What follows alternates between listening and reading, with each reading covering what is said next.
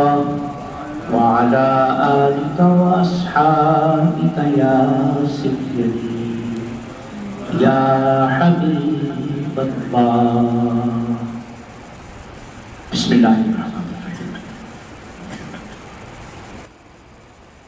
سیدنا فاروق اعظم رضی اللہ تعالیٰ حضرت علی کے پاس آئے اور ان سے کہا کہ نماز تراویح کے بارے میں کوئی حدیث سنا ہے، اس نماز کی شان کیا ہے.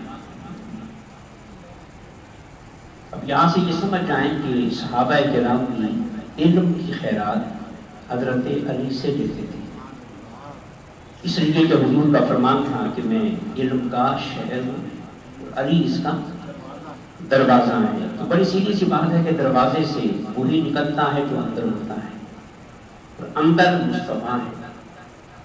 علی کی زبان سے جو کچھ بھی نکلے گا حقیقت میں وہ علم مصطفیٰ کی خیرات ہے. حضرت علی نے بیان کیا کہ میں نے حضور کی زبان سے سنا ہے کہ عرش کے ارد گرد ایک جگہ ہے جسے حفیرۃ القدس کا نام دیا جاتا ہے. حفیرہ کا معنی ویسے گڑھا ہوتا ہے، تو یہاں گڑھے سے مراد مرکز کی جہاں کسی چیز کا اجتماع ہے، تو حفیرۃ القدس کی جہاں پاکیزگیوں کا اجتماع ہے. تو عرش کے ارد گرد ایک جگہ ہے کہ جس کا نام حفیرۃ القدس ہے، اور وہ سارے کا سارا نور ہے. ایک تو عرش کی قربت ہے، پھر نور کا مرکز ہے، اور پھر وہاں پہ فرماتے ہیں کہ اتنے فرشتے رہتے ہیں کہ سوائے مولا کو ان کی تعداد کا کسی کو علم نہیں ہے، اور وہ ہر وقت اللہ کی عبادت میں رہتے ہیں. اب اس چیز کو سامنے رکھیں کہ عرش کا ماحول ہے، عرش کی صحبت ہے، مرکز نور ہے، فرشتے بے شمار ہیں، ہر وقت عبادت میں رہتے ہیں.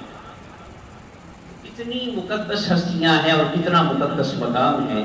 اب آقا فرماتے ہیں کہ جب رمضان کی رات ہوتی ہے، جب رمضان کی رات ہوتی ہے تو وہ فرشتے اللہ پاک کی بارگاہ سے اجازت مانگتے ہیں کہ مولا ہمیں اجازت دے، آج ہم نے زمین پہ جانا ہے.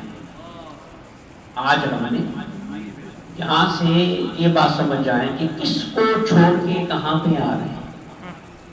عرش کی صحبت ہے، مرکز نور ہے، عبادت میں مصروف ہیں، اتنے عظیم ماحول کو چھوڑ کے وہ اس ماحول میں آ رہے ہیں.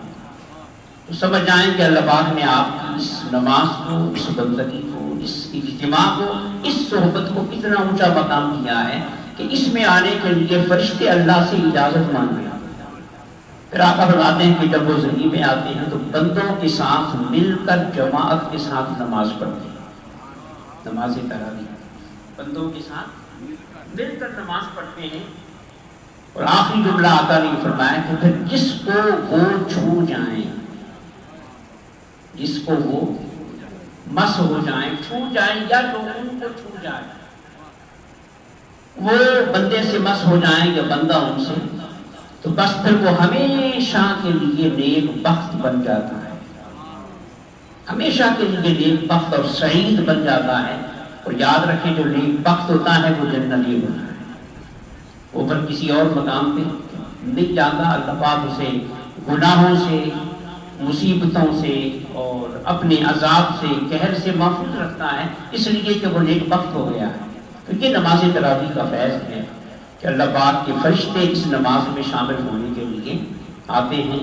اور چھونے سے مراد کیا ہے؟ چھونے سے مراد یہی ہے کہ نماز پڑھتے ہوئے بندے کی کیفیت ایسی ہو جائے کہ اندر زلزلہ آ جائے، اندر انسان کی آنکھوں میں آنسو آ جائے، دل میں نرمی آ جائے، دل میں رقت آ جائے، اور انسان کے محسوس کرے کہ میں دنیا میں نہیں ہوں، کسی اور جہان میں. ایک نشہ آ جائے، سرور آ جائے. جس طرح دنیا کی شراب کا نشہ ہے نا، اسی طرح یاد الہی کا بھی نشہ ہے، اور یہ نشہ محسوس ہوتا ہے، سرور دیتا ہے، انسان کو لطف آتا ہے. یہ جو راتوں کو جاگتے ہیں، عبادتیں کرتے ہیں، جسم کو براق کو مجاہدوں میں ڈالتے ہیں، تو سرور ملتا ہے تو کرتے ہیں. سرور کے بغیر کون آگے بڑھتا ہے، کون تکلیف اٹھاتا ہے. تو یہ نماز تراویح اس کے لیے ہمت فرمائیں. شروع میں تکلیف ہوتی ہے، نیند آ رہی ہوتی ہے اور جسم مزمحل ہوتا ہے، مگر ہمت مرنا، یہ بڑا یہ جملہ ہے، ہمت مرنا مدد خدا. بس بندہ ہمت کر رہے کہ میں نے یہ کرنا ہے، تو پھر مولا فرماتا ہے ٹھیک ہے، تو نے ہمت تو نے کر لی ہے، اب مدد میں کروں. تو پھر آپ نے دیکھا ہے کہ شروع میں دل نہیں کر رہا ہوتا، مگر 5 8 10 12 جب 20 تراویحیں مکمل ہوتی ہیں تو تھکاوٹ بھاگ چکی ہوتی ہے. ایسے نہیں انسان فریش ہو جاتا ہے. یہ بڑی سیدھی سی بات ہے، کائنات کا اصول ہے کہ ہر آسانی تکلیف کے بعد آتی ہے، اور جو شخص تکلیف اٹھانے کے لیے تیار نہ ہو وہ کبھی بھی آسانی کا حقدار نہیں بنتا. آسانی، راحت، آسائش، مزہ، لطف اسی کو ملتا ہے. دیکھیں نا میٹھی نیند اسی کو آئے گا جو تھکے گا، جو کام کر کے تھکے گا اس کو میٹھی نیند، اور جو تھکے گا نہیں، بیٹھا رہے گا، بیٹھا ہوگا، جس کے جسم میں پورا دن وہ آرام میں رہا تو رات کو اس کو میٹھی نیند آئے گی. اور اسی سی بات ہے، یہ کائنات کا نظام. جو تھکے گا، محنت کرے گا، اسے تکیہ نہ کہ میسر ہو، اینٹ رکھ کے بھی سو جائے نا تو اسے میٹھی نیند آتی ہے. تو نیند اسی کو آئے گی جو تھکے گا، تو راحت اسی کو ملے گی جو محنت کرے گا. اللہ پاک ہمیں اس ماہ مبارک میں اپنے نبی کی سنت پہ عمل کرتے ہوئے محنت اور مشقت کی توفیق عطا فرمائے. اللهم صل على سيدنا محمد وعلى آل سيدنا ومولانا محمد وبارك وسلم. اللهم ربنا آتنا في الدنيا حسنة وفي الآخرة حسنة وقنا عذاب النار وأدخلنا الجنة مع الأبرار يا عزيز یا غفار یا رب العالمین. مولا ہم سب کی حاضری اپنی بارگاہ میں قبول فرما.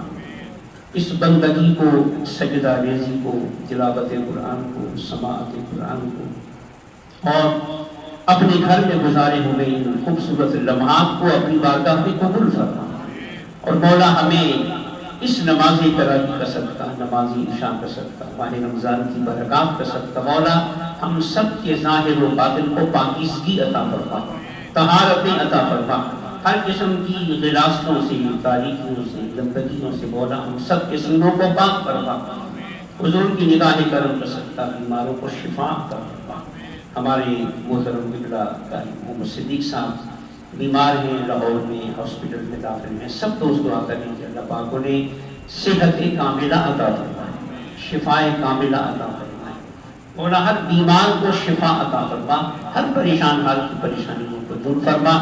کل جمعے کا دن ہے اور رمضان کا مہینہ ہے. مولا اس جمعہ کے دن کی برکتوں سے مستفیض ہونے کی توفیق عطا فرما. کثرت کے ساتھ، محبت کے ساتھ اپنے اور اپنے محبوب کے ذکر کی توفیق عطا فرما.